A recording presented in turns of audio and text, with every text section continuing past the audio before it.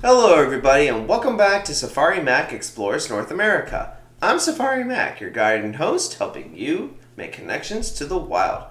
Well, ladies and gentlemen, I hope you're all having a good week so far and are beginning to everything's going well for you in the beginning of 2025.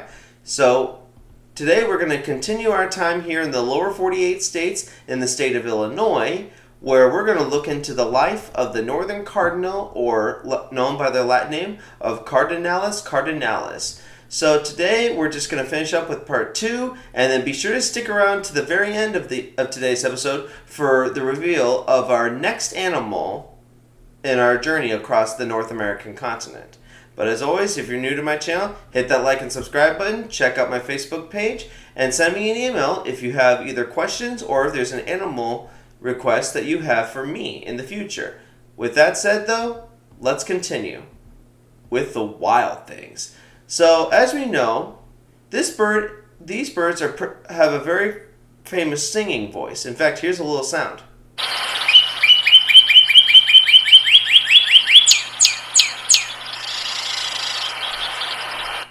Pretty, right?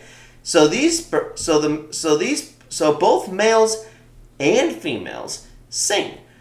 But males are not just using this as a way of making themselves sound awesome to the ladies, or that maybe every single male cardinal wants to think that he's Elvis Presley.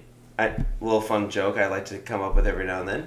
But he's also going to use this as a way of being a territorial bird, because he will not tolerate the presence of anybody else, including this rare colored yellow cardinal, which it's okay, it's the same species, but it has sometimes, very rarely, they will appear yellow.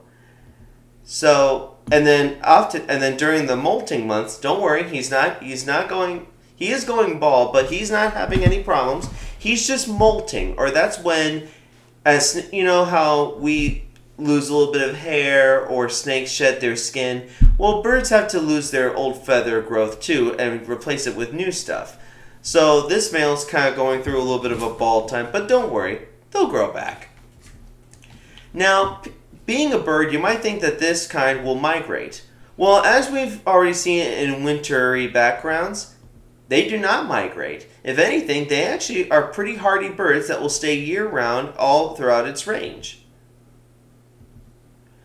So, as I said, these birds use these songs as a way of marking territory. If males see other males in their territory, they will chase them out until they are out, because they do not like anybody else where they could be seen as competition for a future mate.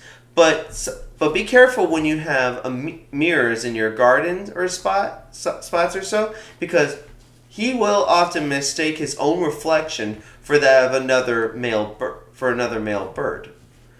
So now, one more wild thing that I didn't mention, or I may have mentioned to you guys last week.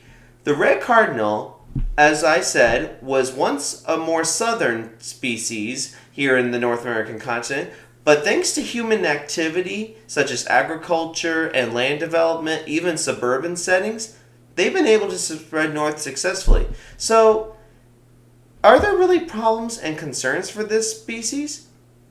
Fortunately, at the moment, no. They're actually, if anything, the North American Breeding Bird Survey actually estimates that their numbers seem to increase 0.32% each year ever since the year of 1966. Now, many partners actually think that there's a global population of red cardinals of around 130 million birds, which rates them 5 out of 10 on the rates of continental concern for the species. So, of course, they are, despite not being endangered, they are also vigorously protected. Believe it or not, they were once, because of their beauty and their singing voices, they were once kept as pets. However, that came to an end completely in 1918 when Congress passed the Migratory Bird Treaty Act, which bans them from their sale, as well as prohibits anybody from capturing, killing, or even possessing these birds in and it's considered to be a violation by law, and you can actually face up to 6 months in prison and pay a hefty fine of $15,000. 15 G's, okay? So just do yourself a big favor. Don't even try and keep these guys. It's just not really worth it. These are wild animals. No wild animal, it's never right to keep any wild animal as a pet. And here, and even in in Canada, they are also protected under their Migratory Bird Protection Act.